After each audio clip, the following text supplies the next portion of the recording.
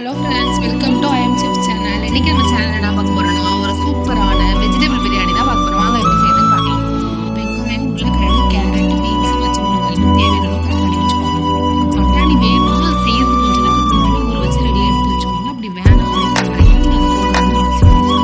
தக்காளி வந்து நம்ம தனியாக எடுத்து வச்சுக்கோங்க. எனக்கு நம்ம தக்காளி அரைக்கி போடணும். அப்படியே போட்டால் குழந்தைங்க வரலாம் அப்படின்றதுனால தக்காளி அரைச்சி போடுறதுனால தக்காளி தனியாக எடுத்து வச்சுக்கலாம். இஞ்சி பூண்டு பேஸ்ட்டு நல்லா அரைச்சி ரெடி பண்ணி எடுத்து வச்சுக்கலாம். எண்ணெய் வந்து 3 ஸ்பூன் ஊற்றிக்கலாம்.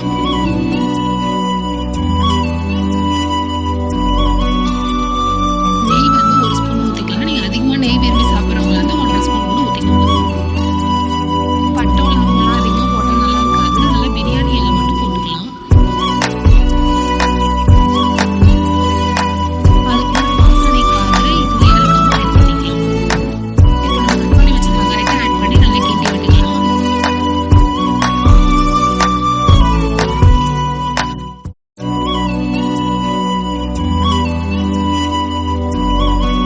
இப்போ இஞ்சி பூண்டு பேஸ்ட்டை ஆட் பண்ணி நல்லா கிண்டி விட்டுக்கலாம்.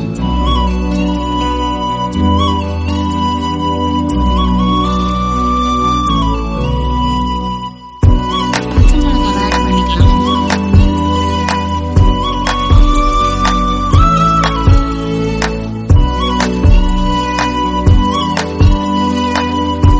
இப்போ நம்ம மிக்ஸியில் அரைச்சி வச்சிருந்த தக்காளி பேஸ்ட்டையும் இது கூட ஆட் பண்ணிக்கலாம். ஆட் பண்ணிட்டு நல்லா வதக்கி விட்டுக்கலாம்.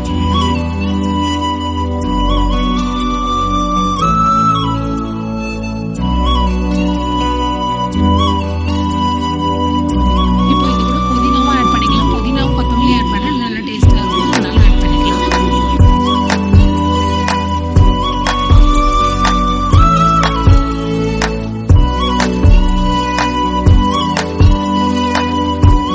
கேரட் பீன்ஸ் ஆட் பண்ணி நல்லா வதக்கி விட்டுக்கலாம்.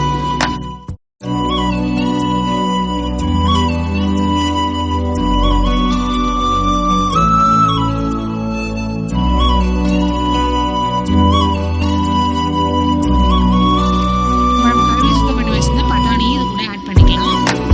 பிரியாணி செய்யும்போது எந்த காய்கறி அதில் ஆட் பண்ணாலும் எப்பவுமே கிண்டி விட்டுட்டே இருக்கணும். அப்போ தான் அடி பிடிக்காம இருக்கும். கிண்டி விடுறதுல ரொம்ப நல்லது. நான் அதை நல்லா கிண்டி விட்டுட்டே இருக்கணும்.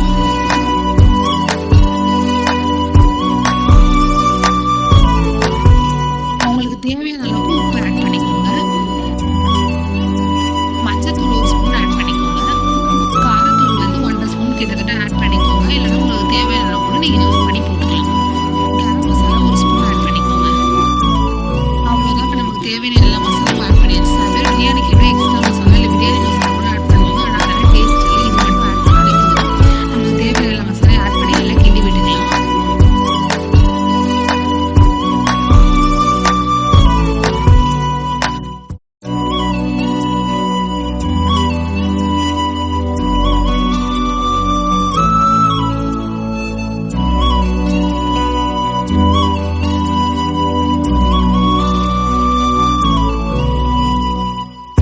இந்த பிரியாணியை நம்ம பிரியாணி அரிசி வச்சோ அல்லது பாஸ்மதி அரிசி வச்சோலாம் செய்ய போகிறதில்ல. வெறும் நம்ம வீட்டில் சமைக்கிற பெரிய அரிசி வச்சு தான் செய்ய போகிறோம்.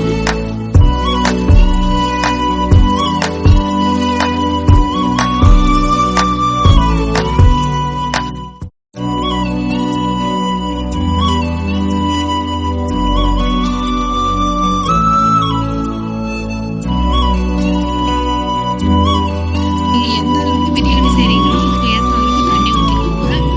நாங்கள் வந்து 5 கிளாஸ் தண்ணி ஊற்றிக்கிறோம்.